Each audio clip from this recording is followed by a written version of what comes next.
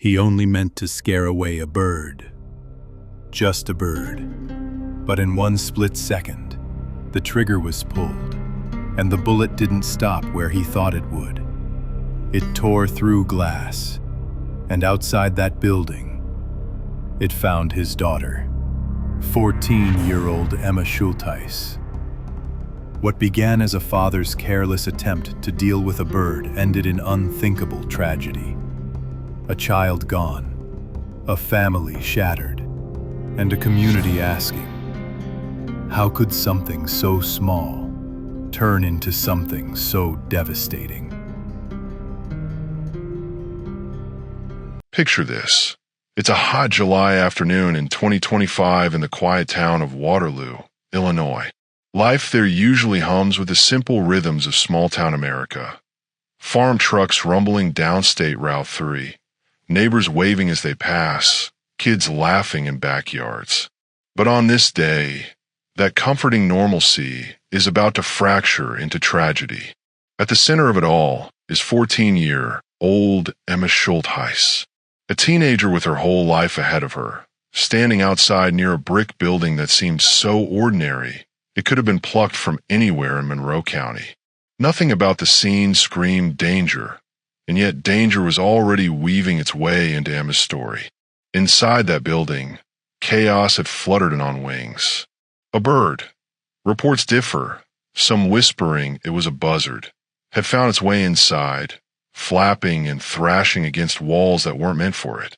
For most people, the bird would have been an annoyance, an inconvenience, something to shoo out, maybe call animal control about. But for David Schultheis, Emma's 34-year-old father, it became something else entirely, a problem he believed he could solve in his own way. Now imagine David's decision. He takes out his handgun. This wasn't hunting season. This wasn't the open fields. This was inside a structure, brick walls, enclosed space, no clear line of sight beyond a fluttering set of wings. But David made a choice. He raised the gun, not fully stepping inside, as if part of him knew this wasn't safe. Instead, he stretched just his arm through the opening, body leaning away, like he wanted the danger to belong only to the weapon in his hand. In that moment, his finger pulled the trigger. A single shot, the crack of a bullet exploding in that enclosed space. And then, the unthinkable happened. The bullet hit its mark, tearing through the bird in flight. But that wasn't the end. It kept going, breaking through a window and leaving the confines of that building. What began as an attempt to silence fluttering wings became something far darker, because outside that building was Emma, and in a split second, the bullet found her. The sound that followed wasn't the flapping of a trapped bird anymore. It was chaos. It was shock. It was the horror of realizing what had just happened. A father shot at a bird had somehow traveled back to shatter his daughter's world, her life, before it had truly begun. First responders were called, and sirens soon cut through the stillness of Waterloo's afternoon. They found Emma, and they fought. CPR, urgency, desperation. Every second mattered. Emma was rushed across the river to a hospital in the St. Louis area, hope clinging to every beat of her heart. But hope wasn't enough. Later that same day, doctors confirmed the news no parent, no community ever wants to hear. Emma was gone. A child's life extinguished in the blink of an eye. News spread quickly. Waterloo is the kind of place where people know each other, where a story doesn't take long to ripple through households and down church pews. But this wasn't just a story. It was a nightmare. People whispered in shock. She was only 14. Her father fired the gun. It was just a bird. And in those whispers lived disbelief. How could something so trivial, an attempt to rid a building of a bird, spiral into the irreversible loss of a young life? The contrast was unbearable. A creature that could have been waved away or left alone, and a teenager who would never again come home from school, laugh with friends, or see her future unfold. For neighbors, friends, and even strangers, the question started to loop endlessly in their minds. Why that decision? Why that moment? And why Emma? What's most haunting is how fast it all happened. 1 second, a father making a choice he believed was practical. The next, an irreversible tragedy that no one could take back. There's no do-over when a bullet leaves the barrel. No way to rewind time and put safety before impulse. And while the details are stark, the brick building, the arm stretched through the doorway, the bullet that found Emma outside, the emotions swirling around them are messy, Anger, grief, confusion, sympathy for a man who surely never intended this, colliding with outrage that he ever pulled the trigger at all. It's in that swirl of feelings that Emma's story refuses to settle. It refuses to fade into just another small-town tragedy. It gnaws at people, because this wasn't an accident like slipping on ice or taking a wrong turn. This was a decision to raise a gun at a bird, and that decision left a teenager lifeless on the ground. When Emma's body was carried into the hospital, when the doctors worked in vain, when her heart finally stopped beating, Monroe County changed. The town's innocence fractured. Parents held their children tighter that night. Gun owners replayed their own choices in their minds. And whispers of what if spread like wildfire. What if David had simply let the bird go? What if Emma had stood just a few feet in another direction? What if, in that single second, the gun had never been raised at all?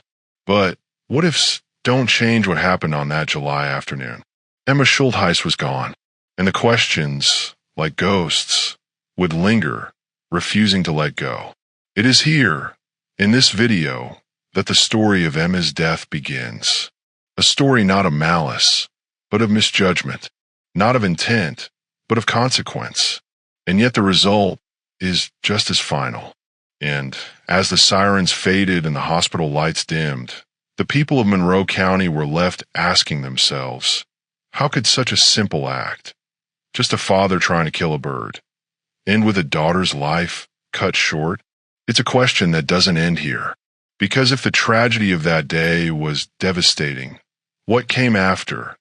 Allegations of hidden weapons, obstruction, and charges would peel back even more layers of pain and disbelief.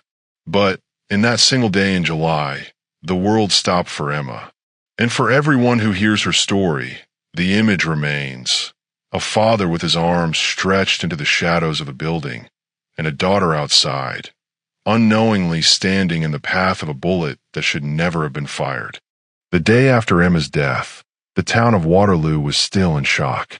Sirens had gone quiet, hospital lights dimmed, but in the offices of the Monroe County Sheriff's Department, the story was only just beginning to unfold. Investigators stepped into the scene where grief had already done its damage, and they weren't just looking at a tragic accident. They were looking for answers. Because accidents don't always end with tragedy alone.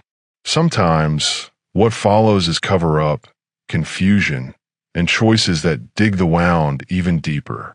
As detectives trace the path of the bullet, from the handgun, through the bird, through the glass, and finally into Emma, the questions multiplied. How could this have happened? Why use a firearm inside a brick building? Why take such a risk? But more chilling than the why was the what next. Because in those fragile hours after Emma's death, another decision was made. One that prosecutors say changed everything. Enter Karen A. Schwarze, a 58-year-old business owner from nearby Valmeyer. She wasn't the one holding the gun that day. She wasn't the one who pulled the trigger. But according to authorities, she became part of the story in a way that has left the community buzzing with disbelief. Investigators allege that Karen removed the very gun used in the shooting, not out of panic to secure a dangerous weapon, but with the intent to hide it from law enforcement. Imagine the scene.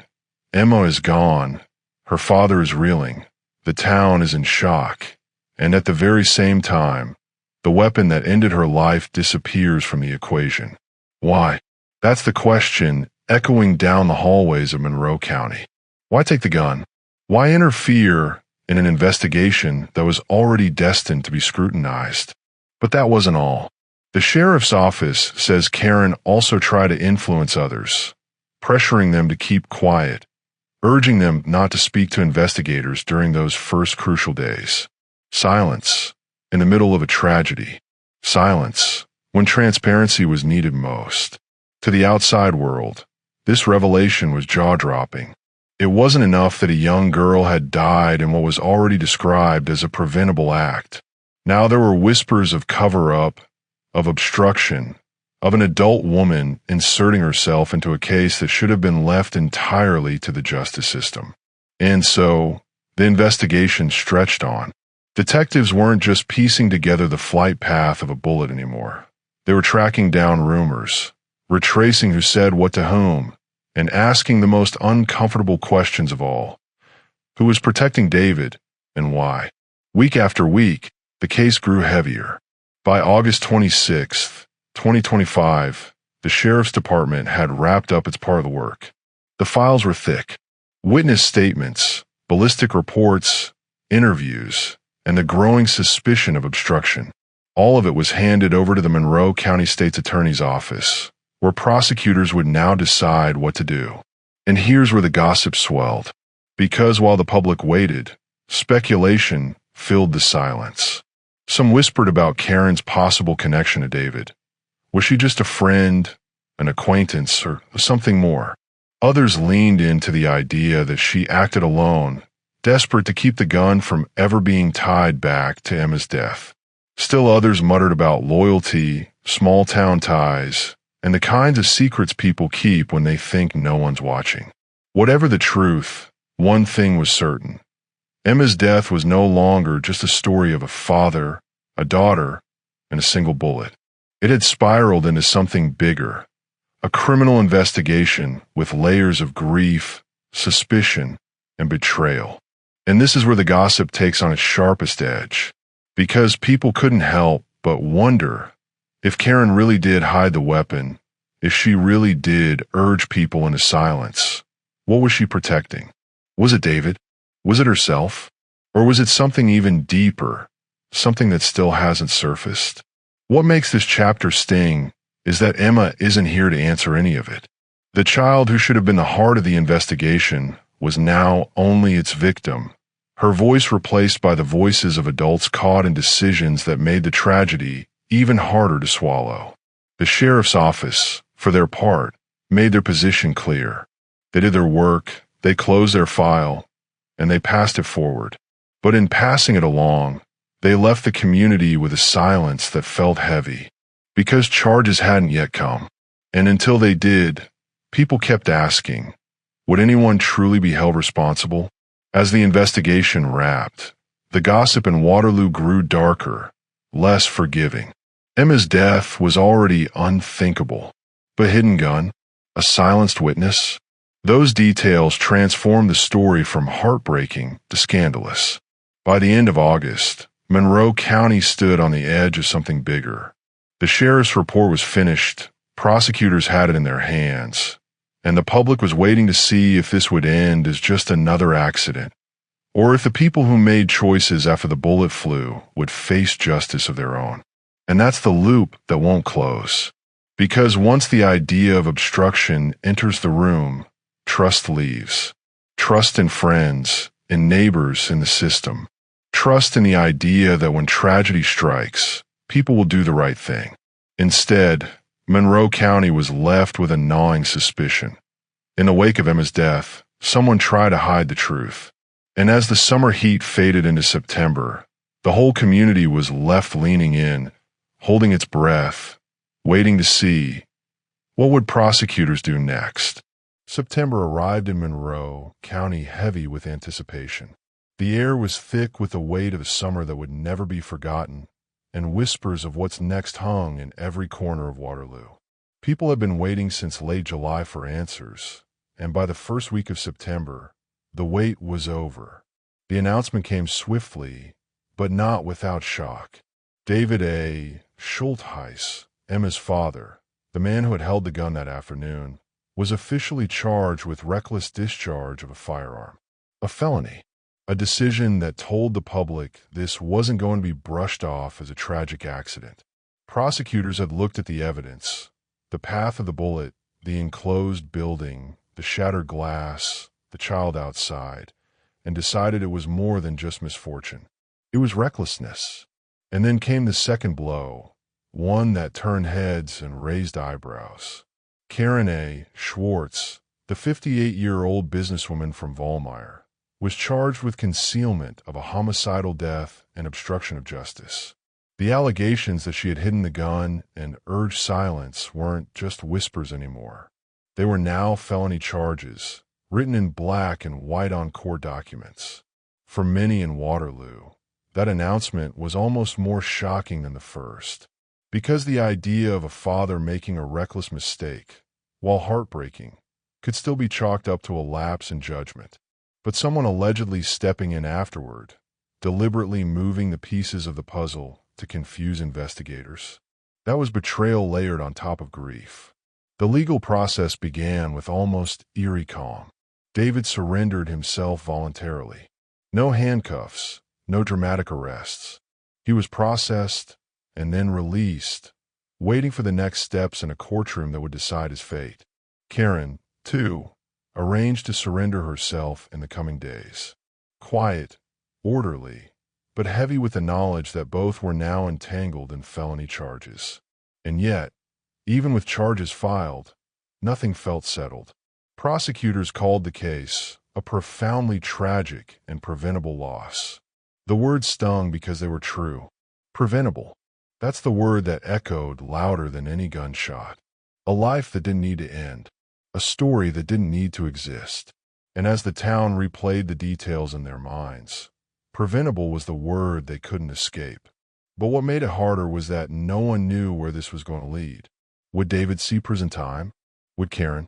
Would the community ever truly get answers to why things unfolded the way they did? The gossip in Waterloo twisted tighter. In diners, on porches, and in hushed conversations after church services, people speculated. Would David plead guilty? Or would his defense argue that the death was nothing more than an accident that charges had blown out of proportion? Would Karen claim she acted out of panic, not malice? Or would prosecutors push the case hard, determined to show that every bad choice after Emma's death deserved punishment too? The unanswered questions piled higher. What exactly was Karen's connection? Was she protecting a friend, a business partner, or was there something else hidden under the surface that no one outside the investigation had seen? Why conceal the weapon at all? If this was a reckless accident, why remove the one piece of evidence that could confirm the story? Was there fear that the truth was worse than anyone knew? And what about the bullet itself? Ballistic reports gave the official account, but people wondered if more details would emerge, details that might reveal just how dangerously close others had come to being struck, or how narrow the line between a bird and a building and a child's death really was. And in the middle of it all sat the community itself, holding its breath. Waterloo is a small town, and small towns don't forget. Emma's death had already left a scar, but the charges widened it. Now the town wasn't just mourning a child. It was questioning its own sense of safety, its trust in neighbors, even its trust in the truth. Because the truth, as far as Monroe County was concerned, was still unraveling. The courthouse steps became a new stage for speculation. Would there be plea deals? Would there be a trial? And what would the testimony reveal about those first chaotic hours after Emma's death? People wanted closure, but closure seemed further away with every headline, every filing, every whispered rumor that made its way into coffee shops and living rooms. And beneath all of it, a deeper question gnawed at the public. What does justice look like when the line between accident and crime is so blurred? Emma's death wasn't plotted. It wasn't intentional, but it was caused by a choice, a reckless one, prosecutors said. Does that make David a criminal or a grieving father who made the worst mistake of his life? Does hiding the weapon make Karen a villain or someone who panicked in the face of tragedy? And what about Emma? Where in all these legal arguments and charges is the justice for her? That's the loop this story refuses to close. Because as much as the community wants neat answers, none exist. A girl is still gone. A father is still facing charges. A woman is still accused of hiding the truth, and a town is still grappling with how something so preventable could have slipped through their hands like this. So the questions remain, heavy and unrelenting. How do you measure recklessness against grief? When does panic become obstruction? And when justice finally arrives, will it heal a wound, or just remind everyone how deep it really is? The courthouse will try to answer those questions in the weeks and months to come. But for now, in Waterloo, they hang in the air like smoke that refuses to clear. And that's where this story ends, not with closure, but with a silence that demands reflection. Because if one father's decision to raise a gun at a bird can ripple out into charges, cover-ups, and a community forever changed, what other choices are being made in moments we don't think twice about? And more haunting still, what happens when those choices, too, come home to roost?